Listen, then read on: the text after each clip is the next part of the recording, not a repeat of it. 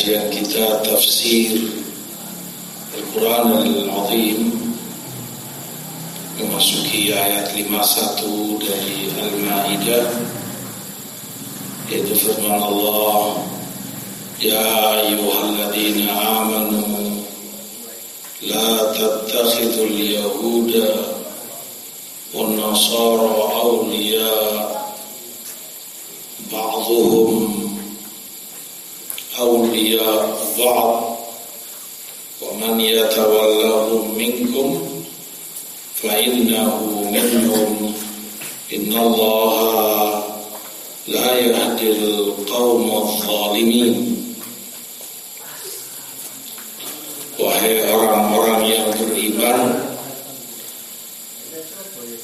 janganlah kalian jadikan Yahudi dan Nasara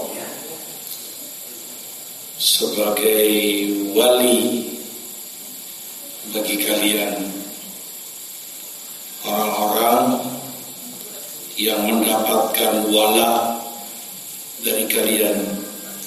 Jangan berikan wala kalian loyalitas kepada Yahud maupun Nasara, karena sebagian mereka wali bagi sebagian yang lain. Dan barang siapa yang berwala kepada mereka dari kalian, maka dia termasuk dari mereka. Sungguh Allah tidak memberi hidayah kaum yang zalim. Ayat ini larangan Allah kepada hambanya mukminin,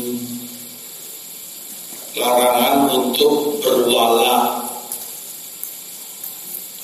kepada Yahud maupun Nasara, karena mereka musuh bagi Islam dan muslimin. Allah kabarkan bahwa sebagian Yahud maupun Nasara bagi sebagian yang lain saling berwala di antara mereka. Makanya kemudian Allah ancam,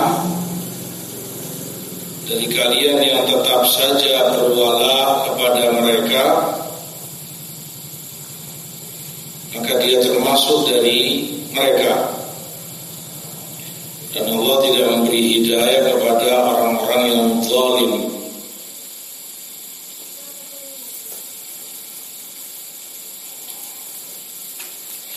Diriwayatkan oleh Imam Ibn Abi Hatim dalam tafsirnya bahwa Iyad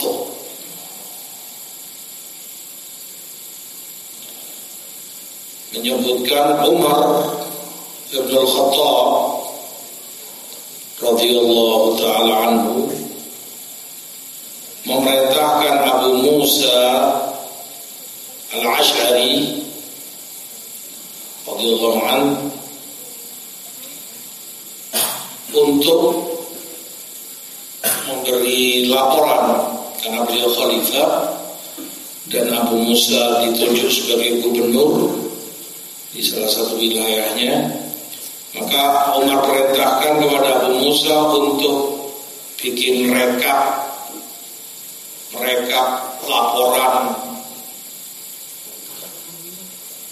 layaknya bendahara gitu, income berapa yang masuk, berapa yang kau keluarkan, negara tentunya demikian. Dalam satu lembar catatan, Abu Musa radhiyallahu anhu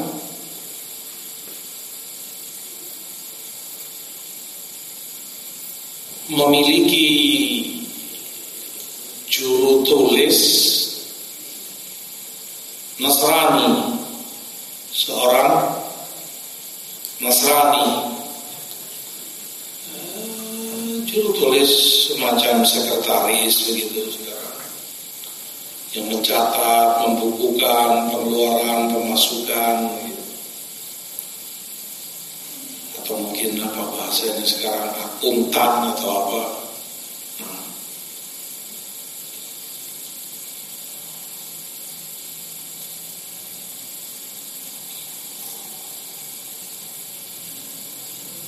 Sampai kemudian laporan itu kepada Umar bin Khattab, dan beliau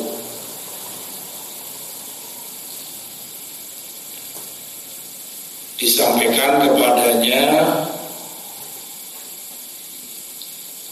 bahwa perlu laporan ini dibacakan di masjid, di dalam masjid.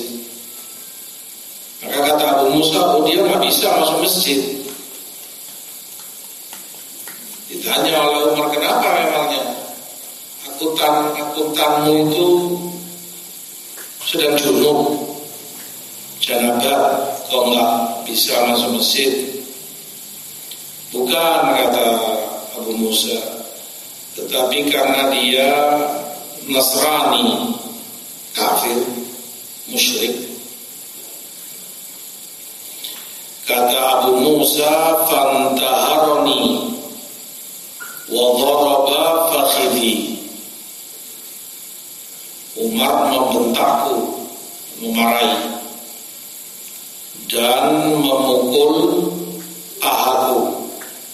Ini menegur keras kepada Musa, bagaimana kamu ini? Kenapa orang Nasrani engkau jadikan akuntanmu? Yang menulis, yang bikin laporan ini itu. Akhriju, jauhkan orang ini, keluarkan, kata Umar. Kemudian beliau baca ayat ini, ya ayyuhalladzina amanu la tattakhidul yahud wan nasara awliya. Al-ayat. Wahai orang yang beriman, jangan kalian jadikan Yahud dan Nasara wali bagi kalian. Artinya dari athar Umar ini bahwa salah satu madhar min madhahiril wala, salah satu bentuk real, salah satu bentuk nyata bagaimana orang itu ada minal wala ketika ada kedekatan dengan Yahud atau Nasara. Karena tentunya yang semacam ini menuntut adanya kedekatan, bagaimana tidak, akuntan. Apalagi Abu Musa sebagai seorang gubernur. Kamu bayangkan perusahaan saja, ya tiap hari butuh berapa yang masuk, berapa yang keluar, ini catatannya kemana, ini namanya siapa, fulan bagaimana, ini itu. Tentu ada kedekatan, tidak bisa tidak. Ada kedekatan yang sangat antara beliau dengan si Nasrani ini. Makanya kemudian marah Umar, dan beliau anggap dengan membacakan ayat ini itu minal wala, walaupun bukan wala yang sebesar itu, namun dikhawatirkan adanya kedekatan, akhirnya ada kemesraan, ada ya namanya tadi kedekatan. Nggak mungkin kan kalau dia ini akuntannya kemudian atau itu sekretaris atau itu bendahara atau semisalnya, kemudian kamu menjaga sikap, nggak senyum dengan muka yang masam, cemberut, ini ya nggak mungkin. Ada kedekatan. Nah, makanya dimarahi oleh Umar dan bahkan dipukul paha Abu Musa. Bagaimana kamu ini? Kamu pilih seorang Nasrani sebagai akuntan, mengajarkan kepada kita bahwa segala bentuk bentuk yang itu mengarah kepada wala, segala sesuatu yang dikhawatirkan itu wala dijauhi. Karena wala walaupun itu bermula dari mazahir, bisa berpengaruh itu kepada bawatin. Semula itu mazahir, lahiriah. Semacam Umar dan Abu Musa ini kan lahiriah asalnya. Abu Musa dengan Nasrani ini sekedar urusan akuntansi, urusan pencatatan, nggak lebih dari itu.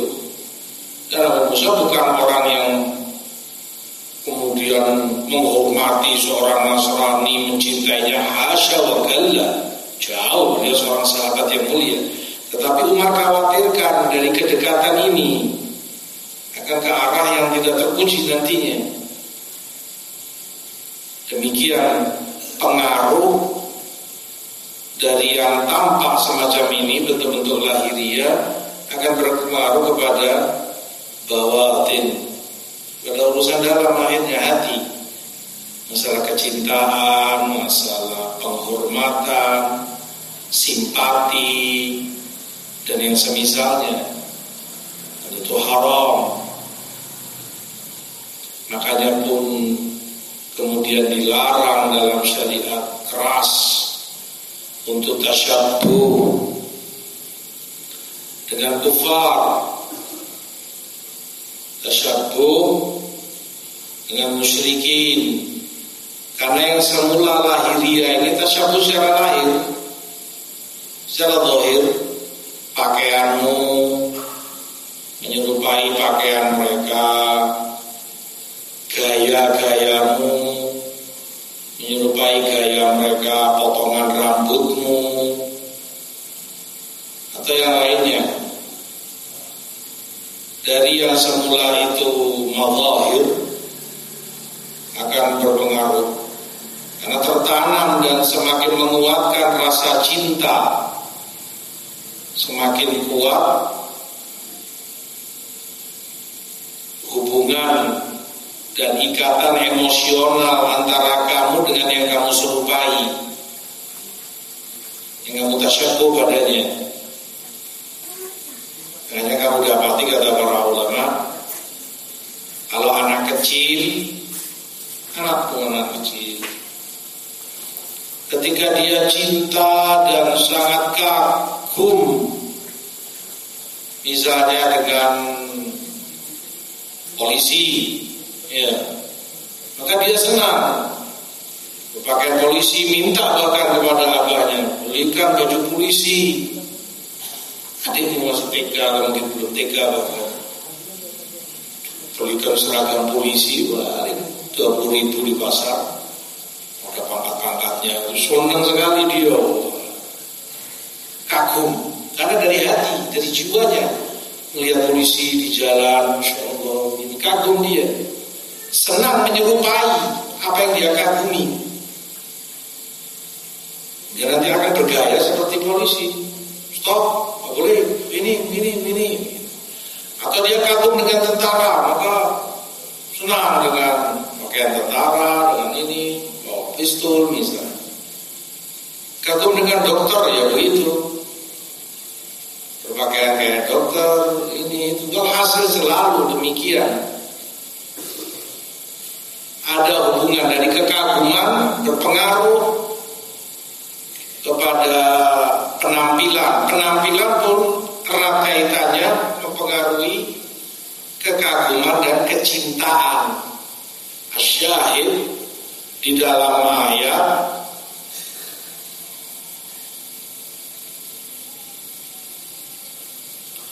Allah mengajarkan kepada mukminin agar tidak berwala kepada Yahud dan Nasara dengan segala bentuk wala, dengan segala bentuk al-wala. terlebih menjadikan mereka saudara, menjadikan mereka ikhwah, menganggap adanya ikatan persaudaraan antara dirinya, na'udzubillah, dengan mereka. Termasuk itu kepada segenap kufar yang lain, bukan hanya Yahud dan Nasara, termasuk pula di dalamnya Ahlul Dhalal seperti Rafidhah, Syiah, qatalahumullah. Diriwayatkan dari Abdullah bin Utbah radhiyallahu anhu, beliau katakan, liyattaqi ahadukum ayyakuna yahudiyan aw nasraniyan wa huwa la yash'ur. Hati-hati kalian kalau dia jadi seorang Yahudi atau seorang Nasrani dalam keadaan dia tidak sadari. Kata Imam Muhammad bin Sirin yang meriwayatkan asar Abdullah bin Utbah ini, kami, yakni para tabi'in, menduga dan perkiraan kami, sahabat Abdullah bin Utbah dengan pernyataan beliau memaksudkan ayat ini, ya ayyuhalladzina amanu la tattakhidul yahuda wan nasara awliya. Yani jangan berwala kepada mereka, karena wala kalian bisa menjadikan kalian seorang Yahudi karena wala kepada Yahudi. Wala kalian kepada Nasara bisa menjadikan kalian seorang Nasrani dalam keadaan kalian tidak menyadari, menganggap itu biasa, menganggap itu cuma tasyabbuh, penyerupaan saja. Perkara lain yang penting untuk diketahui yang ulama kita jelaskan, bahwa dalam masalah tasyabbuh tidak dibahas niat atau tujuan atau kesengajaan, tidak dibahas. Artinya tidak dibahas, tidak tergantung semua itu, agar tidak ada yang berkata,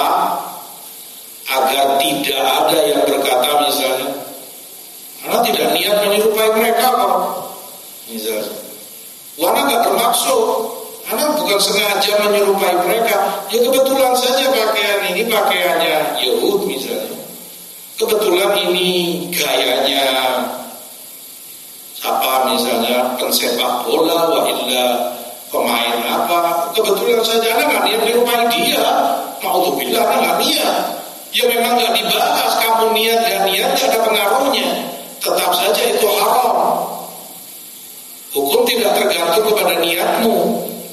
Oh, haram, terlarang kalau kamu niat menyerupai, gak apa-apa, gak haram kalau kamu gak niat. Tidak demikian. Gak dibahas niatmu, tidak dibedakan kamu sengaja atau tidak, bermaksud atau tidak, tetap saja itu haram dalam kondisi apapun.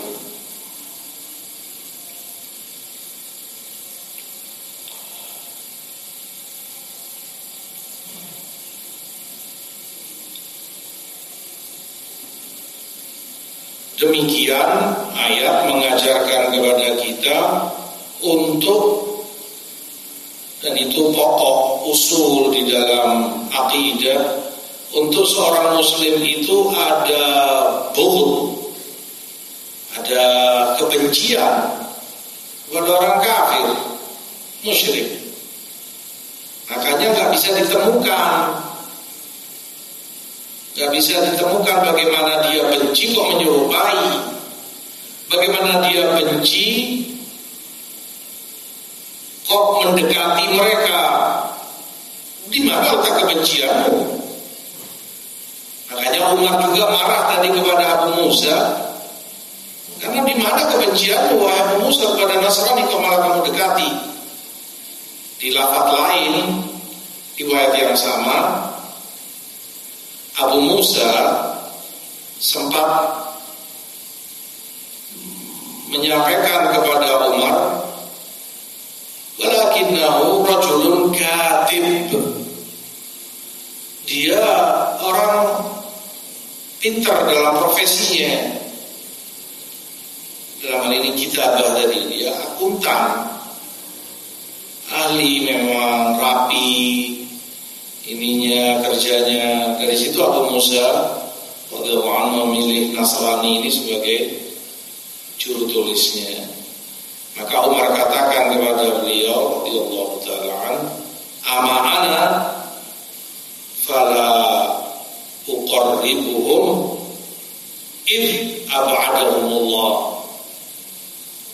Adapun aku wahai Abu Musa, tidak akan aku dekati mereka jadi orang dekatku, karena tadi ada kedekatan. Sementara Allah telah jauhkan mereka. Allah sudah jauhkan mereka, dilaknat, dimurkai dan lain sebagainya, ma'ruf.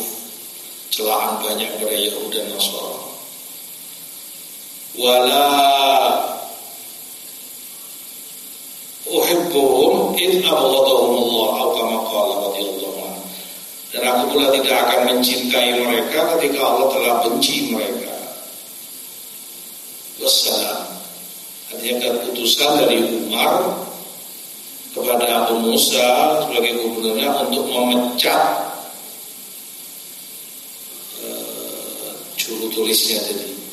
Di lafaz lain juga Umar katakan kepada Abu Musa, ala tattakhidhu hanifiyyan. Kenapa kau nggak cari hanifiyyan? Ini seorang muslim. Cari juru tulis akuntan muslim, lebih bagus bagimu, lebih baik. Dan ini meluruskan sebagian orang yang terfitnah dengan dunia. Dan alasannya seperti itu selalu. Mereka profesional kalau mereka itu muslimin kayak gitu, kerjanya pecus, kurang disiplin, kurang profesional, kurang ini. Dunia yang menjadi tolak ukurnya. Dia nggak lihat ini kafir, musyrik, yang harus dia benci, yang harus dia jauhi, itu nggak jadi perhitungan baginya, nggak masuk dalam hitungan mereka sama sekali. Bagi dia yang penting akuntansinya, bagi dia kerjaannya, bagi dia profesionalnya. Dan ini jahil dan berbahaya, bisa merugikan dan mencelakai akidah dan iman dia sendiri. Seperti kata Abdullah bin Utbah, bisa-bisa na'udzubillah dia jadi Yahudi, Nasrani tanpa dia sadari. Si muslim mungkin, kalaupun dalam tanda kutip, kalaupun mungkin dalam keprofesionalan di bawah itu masih mending. Saudaramu muslim, kamu bisa bercengkrama, bisa akrab, bisa dekat, ketawa, ketiwi dengannya. Muslim, gak ada penghalang antara kamu dengan dia. Nah seperti ini kafir musyrik. Kalaupun ada kekurangannya di sana sini mungkin, atau tidak level itu misalnya dalam profesinya. Bagaimana Umar tegur kepada Abu Musa. Demikian pula athar ini mengajarkan kepada kita untuk seorang mukmin faham bahwa kebencian itu asli perkaranya ada dalam qalbu, amalan qalbi, amalan jiwa. benci dan musuh pada setiap orang yang kafir, musyrik kepada Allah Subhanahu wa taala. Makanya kata Imam Ahmad, aku gak pernah bisa tenang melihat wajah seorang yang mengatakan Allah punya anak, yang di Nasrani. Ya, aku juga Uzair bin Allah. Dan melihat wajahnya saja gak tenang. Apalagi untuk kemudian dikagumi, disenangi, dinikmati dan lain sebagainya. Kafir, musyrik, kebencian itu pokok dasar dalam ajaran iman pada setiap musyrik kafir. Karena dia menyekutukan Allah dengan yang lain. Dia celah Allah dengan celaan besar yang Allah sendiri yang mendustakannya. Mattakhadallahu min waladin wa ma kana ma'ahu min ilah. Lam yalid wa lam yulad wa lam yakul lahu kufuwan ahad. Wa ma salabuhu wa ma qataluhu walakin syubbiha lahum. Dibantah oleh Allah sendiri karena besarnya kedustaan mereka. Isa disalib, Isa dibunuh. Akhzahumullah. Alhasil demikian, kebencian itu harus tertanam di hati setiap mukmin muwahhid, termasuk dasar-dasar pokok akidah yang harus ditanamkan dan didoktrinkan kepada mukmin semenjak dini dari anak-anak, ditanamkan kepadanya yang dia cintai mukmin, muslim, kafir, musyrik dia harus benci. Tak boleh ada kecintaan sedikit pun dalam hatinya, tak boleh ada kekaguman kepada musyrikin, kufar. Demikian ditanamkan dalam hatinya semenjak kecil. Wahakana.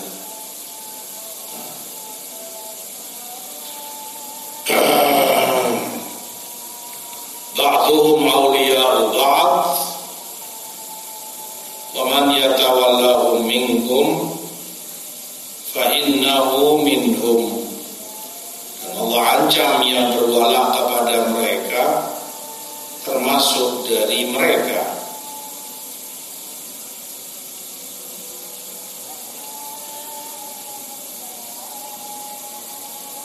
Ancaman besar dari Allah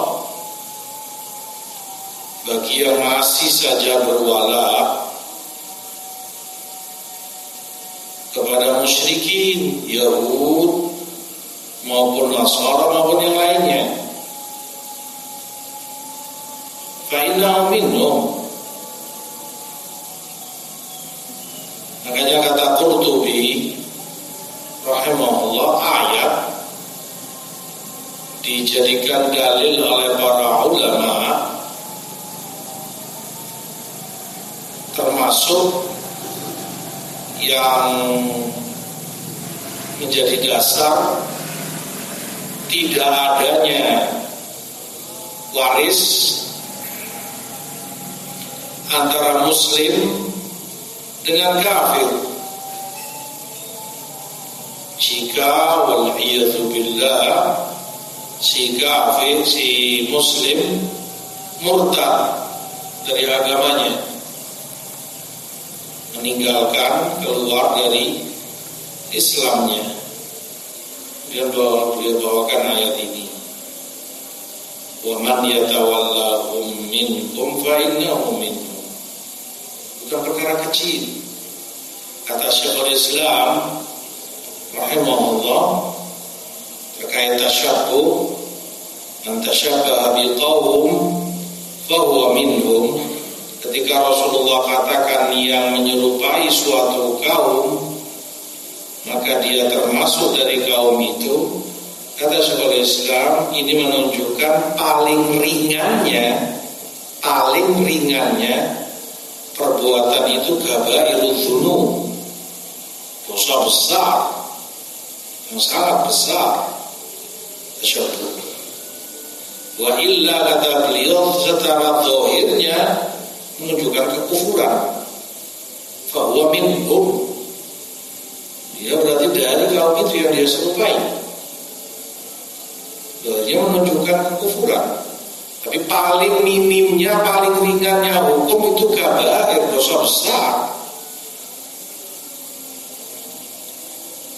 Makanya sangat tidak pantas, sangat tidak patut seorang thalibul ilm, penuntut ilmu, masih saja ada sisa-sisa rempesan jahiliyah pada dirinya, masih mengagumi kufur dan kufar, mengagumi kekufuran dan orang-orangnya dengan bentuk-bentuk kekaguman. Banyak bentuk kekaguman itu.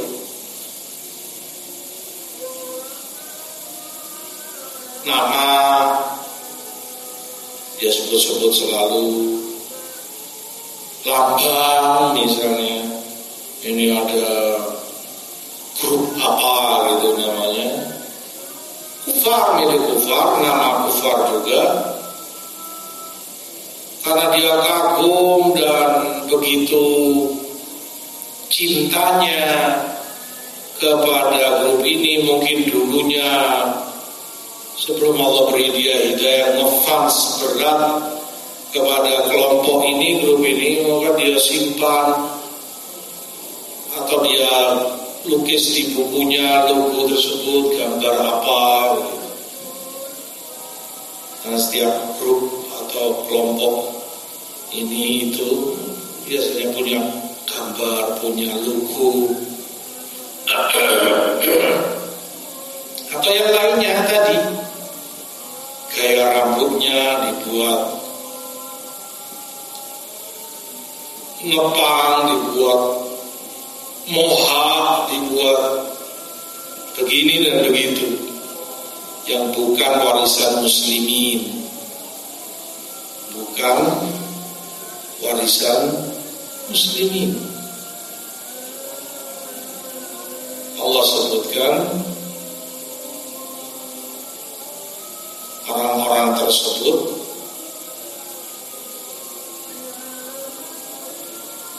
ha antum haula tuhibbunahum wa la yuhibbunakum.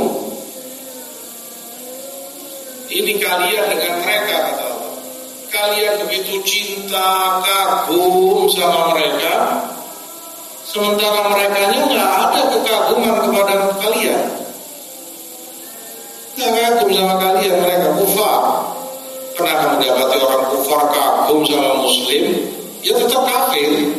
Tapi begitu kagumnya sampai sarungan, keluar misalnya belanja ke mall, ke toko apa, karena kagumnya sama pakaian muslim, dia pakai sarung, dia pakai topi, pakai kopiah misalnya. Karena kagumnya sama muslim, mereka dalam keadaan kafir.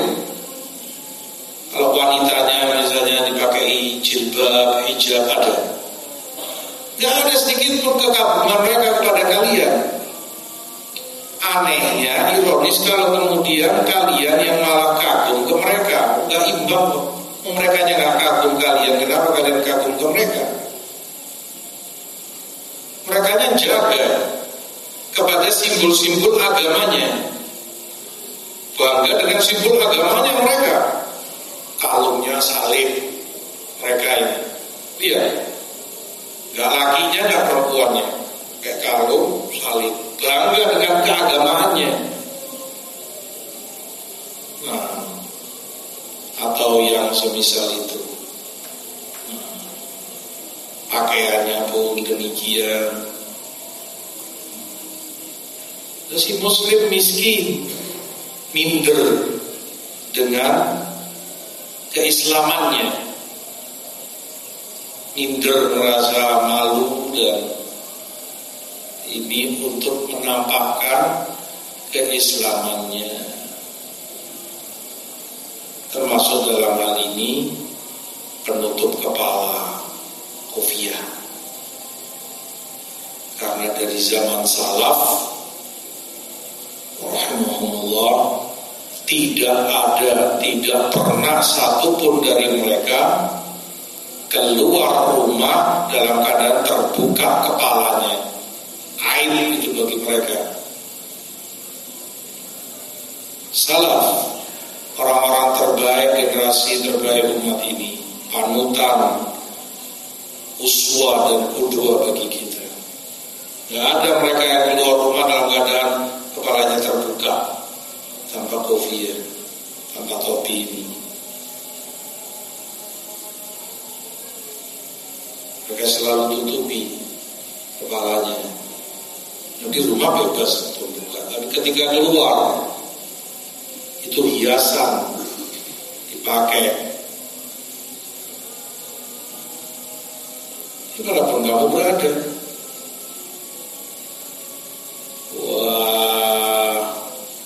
termasuk satu yang membuat kita semakin semangat mengamalkan sunnah, mengamalkan ajaran salaf. Ketika Syekh Rabi' Ibn Hadi Al-Madkhali hafizahullah wa afa, dalam keadaan beliau sakit parah dan mau operasi, sakit parah dan mau operasi, baru kejadiannya. Al-Muhim, saat beliau di ruang di rumah sakit bersama beberapa ikhwah yang mendampingi beliau, keluarganya juga, masuk waktu sholat, dalam keadaan beliau berbaring di tempat tidurnya rumah sakit itu.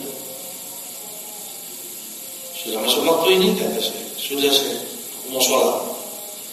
Saya begitu beliau mau memulai sholat, beliau ingat bahwa kepalanya masih terbuka, dalam keadaan sakit dan di rumah sakit. Maka beliau tanya ke yang di sekitarnya, mana topiku, di mana, cari tolong. Dan kemudian dicari oleh mereka, ini saya yang beliau pakai, baru kemudian beliau sholat. Begitu panutan-panutan kita, toladan bagi kita, bangga kita dengan apa yang kita dapati dari para a'immah dan para ulama kita. Nasallallahu taufiq lima yuhibbu wa yarda, wassalatu wassalamu ala rasulillah, walhamdulillahi rabbil alamin.